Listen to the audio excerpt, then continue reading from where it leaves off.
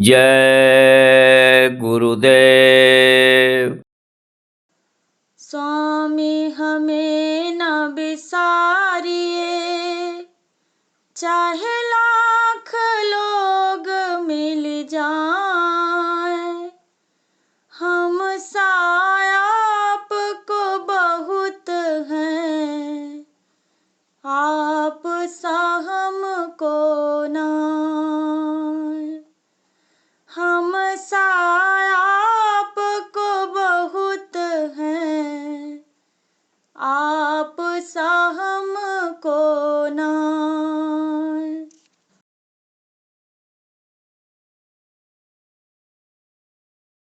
सुमिरन में डूबी रहूं, विनती है सरकार।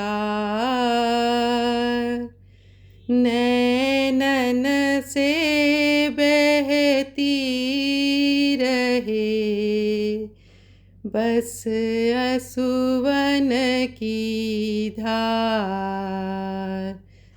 जय गुरुदेव मेरे।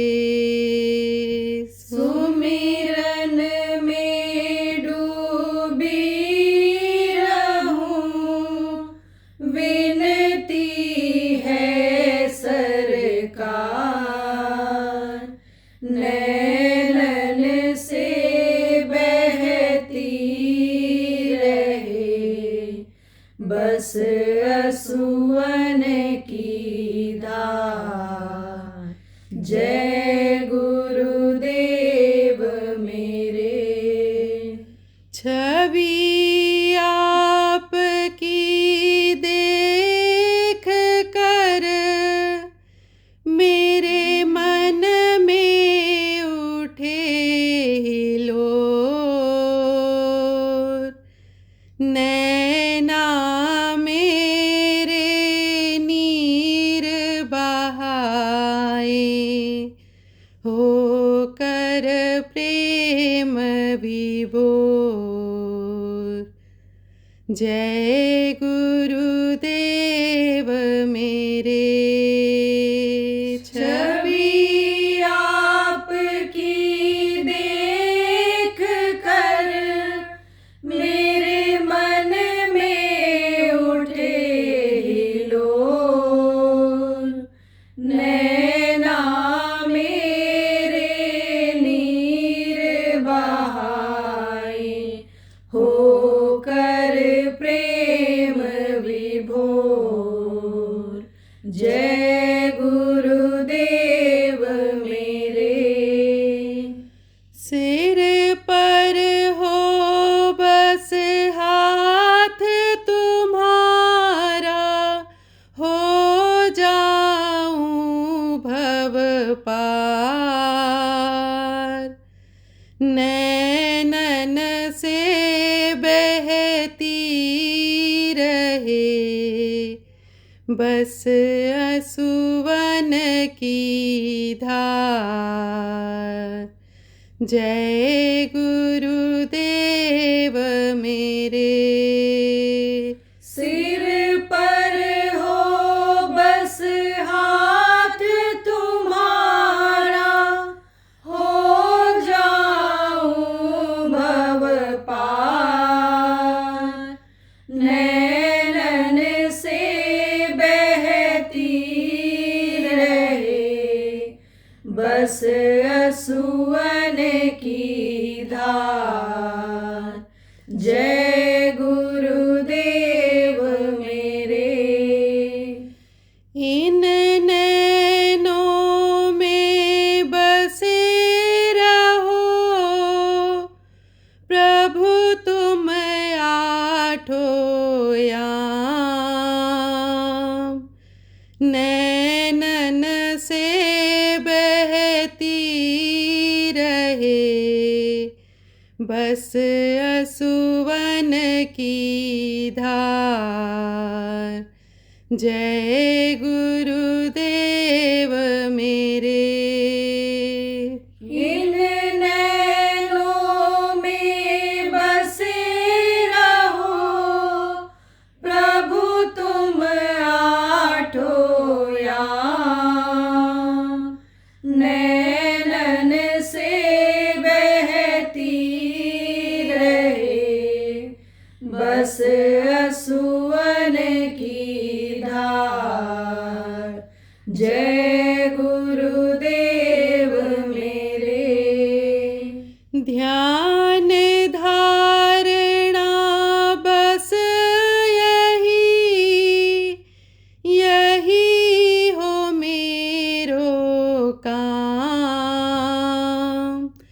जप तप साधन सब मेरा, तुमसे प्रेम व्यवहार।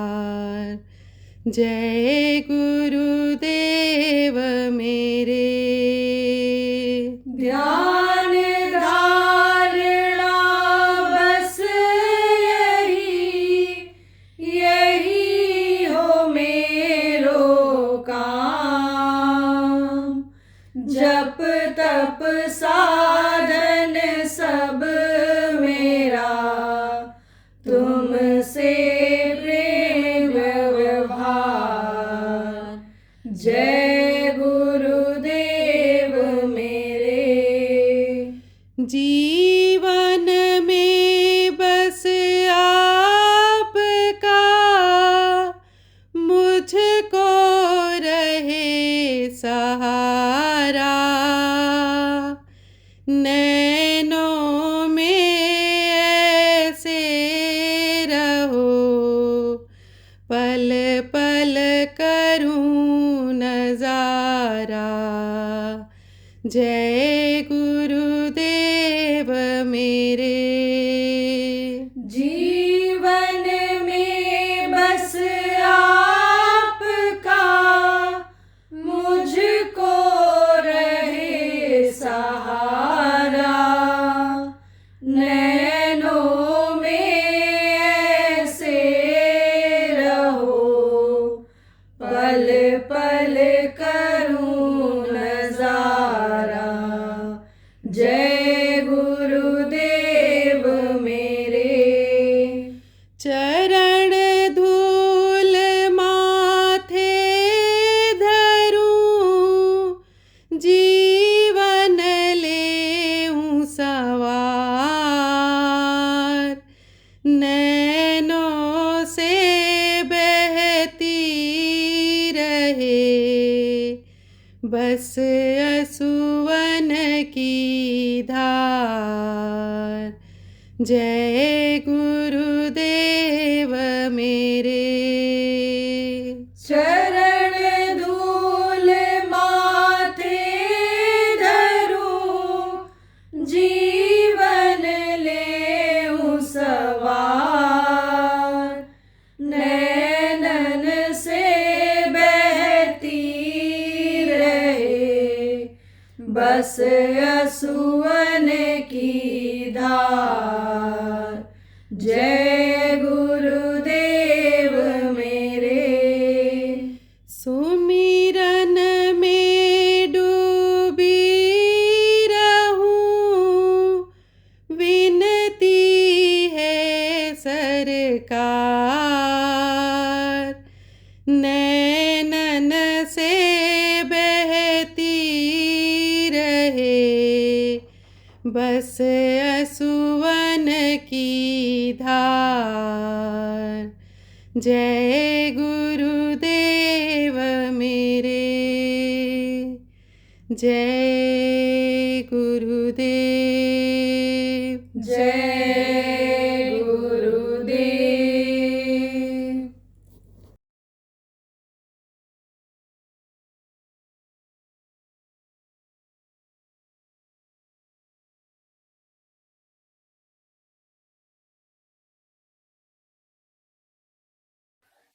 पहले के समय में भी परिवर्तन हुआ है, क्योंकि यह परिवर्तनशील संसार है।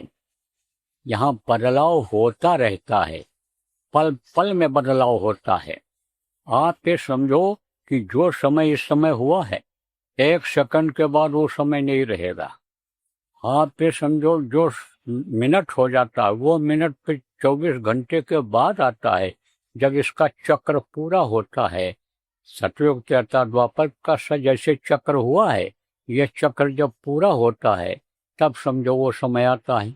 अब बरसात है, अब बरसात जब ये चक्र पूरा हो जाएगा, बरसात के बाद ठंडी आएगी, ठंडी के बाद गर्मी आएगी और फिर बरसात होगी। तो परिवर्तन पल पल होता रहता है।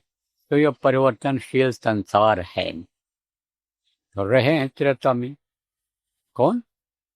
सुर और असुर, देवता और राक्षस आप ही समझो हमेशा रहे हैं।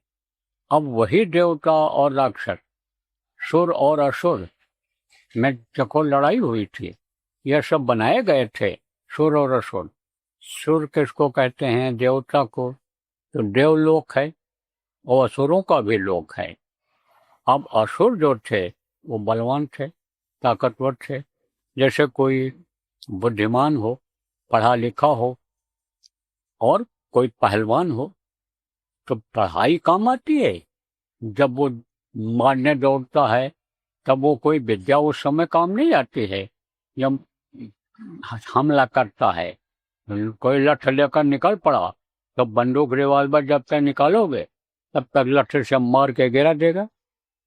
तो हमला कर दिया उन्होंने। किसने हमला किया? असुरों ने। असुरों ने हमला किया तो अब ये हुआ कि हमारा राज्य चला जाएगा। जब कहा कि राज्य चला जाएगा तो भाग करके गए। कहाँ गए? भाग करके गए देवताओं के पास। जो देवताओं के माने राजा थे वो भाग करके गए किसके पास? ब्रह्मा, विष्णु, महेश, ये त्रिदेव कहे जाती है। त्रिदेव, तीन देव ये कहलाती। तीन देव रक्षा करें, ब्रह्मा, विष्णु, महेश कहते हैं ना। तो इनके पास गए। अब इन लोगों के समझ में नहीं आवे कि भाई बतावें तो क्या बतावें। तब ब्रह्मदेव ने बताया, कहा देखो दधीच हैं, दधीच अगर अपनी हड्डी का दान दे दें और उससे वज्र बने, उससे तीर बने, तो वही इनको मार सकता है। क्योंकि ब्रह्म ज्ञान उन्हीं को है और उन्हीं के अंदर ब्रह्म की शक्ति है। हमारी शक्ति उन्हीं के अंदर इस समय पर है। देखो शरीर यही रहता है। जैसे हम आप यहाँ हैं, हम आप 5 तत्वों के यानी समझो शरीर में हैं। जल, पृथ्वी, अग्नि, वायु और आकाश के शरीर में हैं। ऐसे देवता भी हैं 17 तत्वों के लिंग शरीर में वो भी रहते हैं। तो आप शरीर को नष्ट करने के लिए आप ये समझो कि वो ताकत होनी चाहिए। ताकत इसी शरीर में आती है। देवताओं के अंदर भी ताकत ऊपर से आती है और उनकी ताकत इस शरीर में आती है। शब्द की ताकत जो ऊपर सबसे ऊपर है, प्रभु के मुंह से निकलती है, वो इस शरीर में आती है। शरीर में ही आती है ताकत। तो ये जो देवी देवता हैं, इनसे ऊपर लोक हैं, इनके माँ का लोक, इनके पिता को लोक, और उनसे ऊपर ब्रह्मलोक है। तो वो ब्रह्म ज्ञानी थे, इनसे भी ऊपर निकल गए थे, तो वो शक्ति उनमें आ गई। और शक्ति जब आती है, ताकत आती है, तो किस में आती है? शरीर के सारे अंगों में आती है। सारे अंग में आती है ताकत। आप ये देखो, तो उसी से पता चल जाता है आंखों से कि ये दुष्ट है। चाल ढाल से पता चल जाता है ये दुष्ट है। और सज्जनों के जाल ढाल से, बोली बानी से, आंखों से पता चल जाता है कि यह सज्जन है। संतों के बानी से, संतों की आंखों से, संतों के शरीर से यह अनुभव होने लगता है कि हाँ भाई, इनमें कुछ ताकत है, ये हमारी कुछ मदद कर सकते हैं, ये शक्ति है। तो ब्रह्म शक्ति किसमें थी? दधीच में थी उस समय पर। और हड्डी हड्डी में, जैसे मैंने आपको बताया, ताकत है। हड्डी की ताकत खत्म हो जाए, अभी हड्डी शून्य हो जाए, तो ये शरीर में जो नसें हैं वो सब हड्डी से चिपकी हुई हैं। और वो नसें जब हड्डी की ताकत खत्म हो जाएगी तो नसों को एक तरह से खुराक नहीं मिलेगा उससे। जैसे हड्डी कहीं की सूख जाती है तो वो स्थान शून्य सा पड़ जाता है, नस सूख जाती है, खून का संचार उसमें नहीं होता है। तो ताकत यानी समझो कि सब में रहती है। जिससे ये शरीर चलता है, ताकत सब में रहती है पूरे शरीर के। जिससे ये शरीर काम करता है, दिल दिमाग काम करता है, तो वो ताकत जो थी दधीच की हड्डी में थी। तो दधीच की हड्डी का दान मांगने के लिए गए कि दान दीजिए। तो ये शर्मा रहे थे। कौन शर्मा रहा था? इंद्र देवता, जो राजा कहलाते हैं। क्यों? इसलिए कि एक बार उन्होंने उनका सिर काट दिया था और फिर जो है अरे दूसरे से जोड़ा था, किया था, ये लंबी कथा हो जाएगी। लेकिन अब करें तो क्या करें, जान बचाने का और कोई तरीका नहीं। तो कहा गया है भाई, जान बचाने के लिए चाहे अपना हो चाहे दूसरे का, दुश्मन का भी पैर छू लिया जाता है, दुश्मन का भी गुलाम थोड़े समय के लिए बन जाया जाता है। तो गए, देवताओं को लेकर गए, प्रार्थना किया, तो उन्होंने स्वीकार कर लिया। और उन्होंने जो है, कथाओं में आता है कि चटवा चटवा करके गाय को नमक लगा के और मांस और खून अपना सब खत्म कर दिया और प्राण त्याग दिया, हड्डी दे दिया। उससे असुरों का संहार हुआ था, हारे थे। नहीं तो ये वहां पर आप फिर समझो कब्जा कर लेते, असुर ही असुर रहते। अब ये भी आपको बता दें, आसुरी शक्तियां और दैवी शक्तियां ये दो होती हैं। तो आसुरी शक्ति जिसमें रहती है वो आसुरी काम करता है, वो गलत काम करता है, उसका खान पान खराब हो जाता है, मांस मछली खाना लगता है, वो भैंसा मुर्गा खाने लग जाता है, गाय बैल खाने लग जाता है, आदमी खाने लग जाता है, पक्षी खाने लग जाता है, जल का जीव खाने लग जाता है। और उसी तरह से जो खाता है मांस को, उसी तरह से उसकी बुद्धि हो जाती है। जैसे पशुओं में पक्षियों में ज्ञान नहीं होता है, बुद्धि भ्रष्ट होती है, बुद्धि नहीं होती है, ऐसे उसकी भी बुद्धि भ्रष्ट हो जाती है। तो जैसे वो भोग करते हैं, कोई भी हो, एक ही कोख से पैदा होने वाले ये जो पशु हैं, वो ज्ञान जब नहीं रखते हैं तो अपनी बहन के साथ ही भोग कर बैठते हैं, अपनी ही माँ के साथ गाय के ऊपर ही चढ़ बैठते हैं, तो ज्ञान नहीं रह जाता उनको। तो वो क्या होता है, बुद्धि भ्रष्ट होती है इससे। आसुरी प्रवृत्ति जिसको कहते हैं, जिसको साधारण भाषा में राक्षस कहते हो, राक्षस बन जाती। तो मनुष्य शरीर में उस वक्त पर त्रेता युग में राक्षसों का राजा कौन था? रावण। रावण का बड़ा चलता था, श्रुति बोलती थी, सकल धर्म देखहि विपरीता, कहीं न सकहीं रावण भय भीता। और रावण के भय से किसी की कुछ बोलने की हिम्मत नहीं पड़ती थी। वरुण कुबेर सुरेश समीरा, रण सम्मुख धीर काहू न धीरा, ये सब देवता, वरुण कुबेर और सुरेश ये सब देवता हैं, ये लोग उसके सामने टिकते नहीं थे। यहाँ तक कि कहा गया है कि वो जो है पुष्पक विमान जो है देवता से छीन के ले लिया था।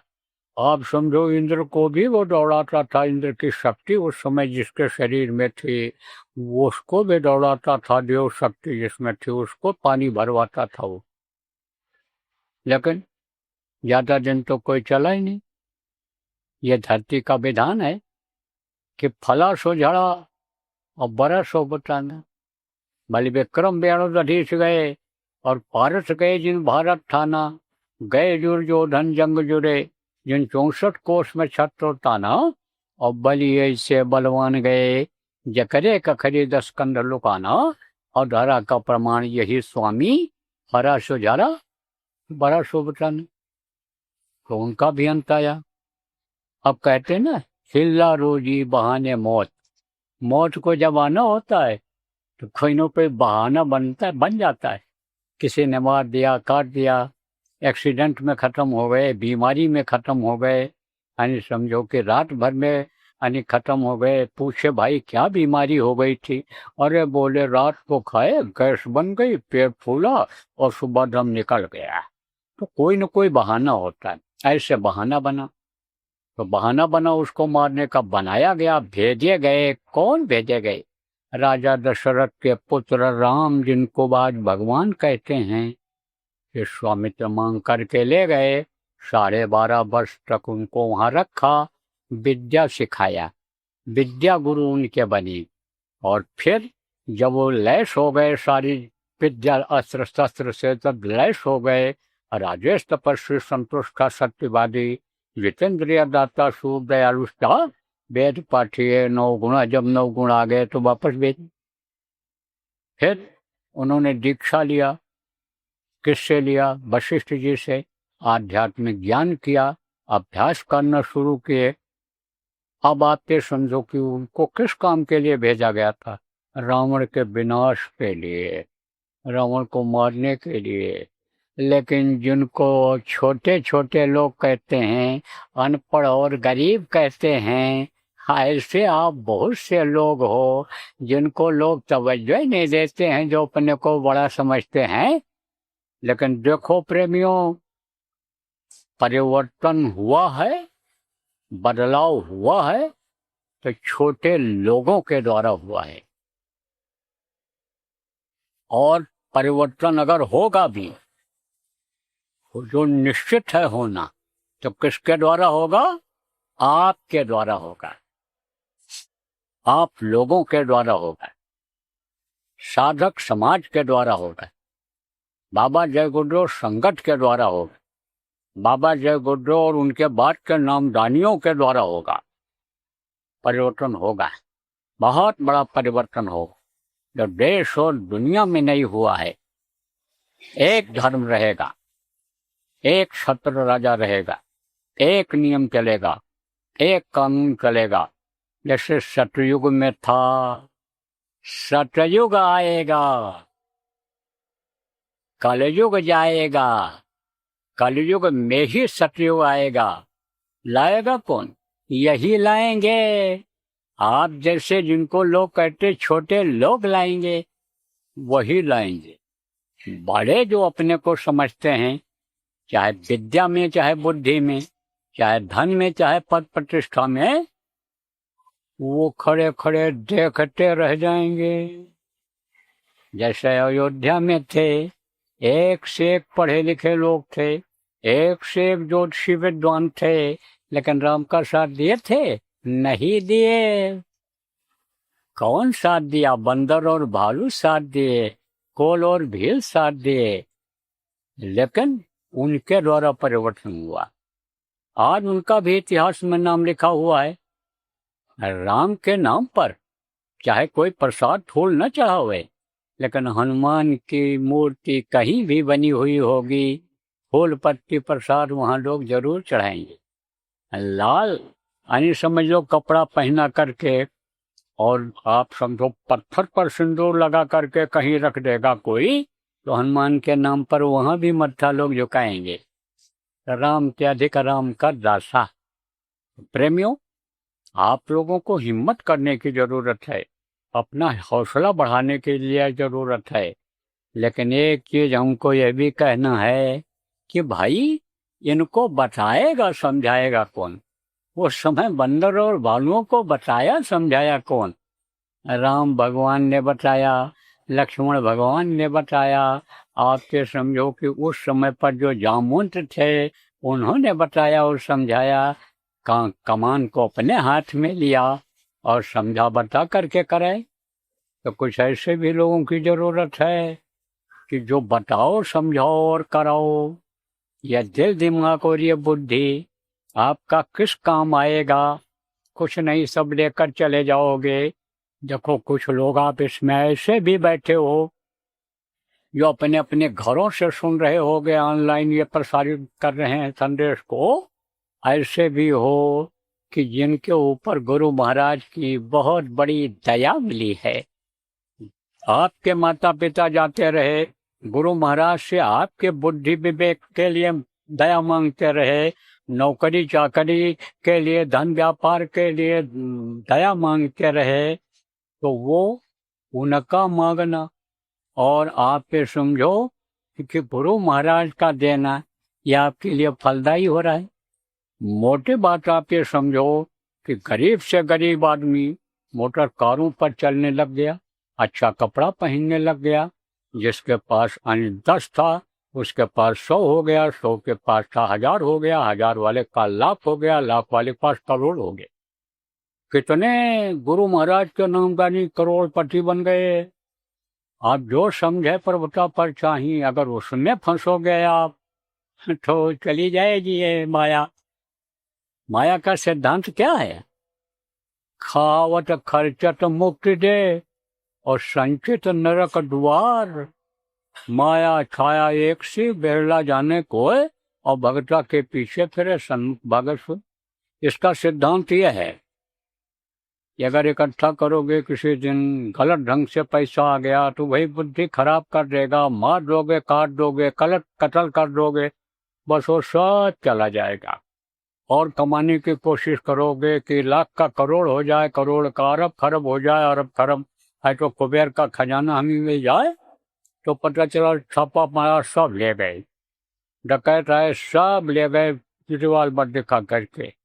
तो ये समझो कि इकट्ठा करने से ही जान का खतरा पैदा होता है। तो अच्छी जगह पर लगाओ, गलत जगह लगाओगे तो पाप लगेगा और नरक जाओगे। अच्छी जगह पर लगाओगे तो यही लक्ष्मी बढ़ती चली जाएंगी। अब मोटे तौर से आपको बता दें, गुरु महाराज को लोग सेवा देते थे, कोई कार्यक्रम हो उसकी सेवा देते थे, कार्यक्रम में लग जाते थे। तो गुरु महाराज रखते थे किसी का? महात्मा कर्जा नहीं रखते हैं। जो महात्माओं के काम में मदद करता है उसको 1 का 10 गुना वापस कर देते हैं। तो प्रेमियों, आप इस बात को समझो। तो उन्होंने जो है क्या किया, मार्गदर्शन किया था।